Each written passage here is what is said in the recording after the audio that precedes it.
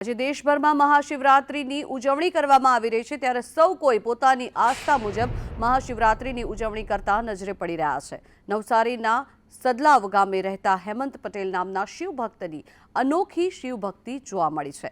હેમંતભાઈ વનસ્પતિ ઘીનો ઉપયોગ કરીને શિવજીની પ્રતિમા બનાવે છે। આ પ્રતિમાને વિવિધ શિવ મંદિરોમાં પણ નિઃશુલ્ક ધોરણે ભેટ આપવામાં આવે છે।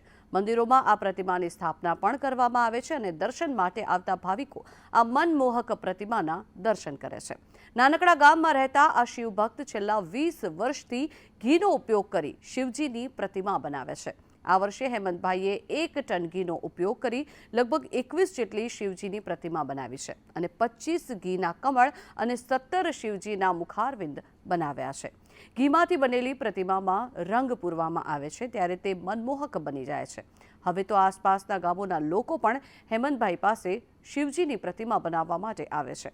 ત્યારે હેમંતભાઈ પણ માત્ર ઘીની કિંમત જ ચાર્જ કરે છે અને વિનામૂલ્યે આ પ્રતિમાઓ બનાવી આપે છે।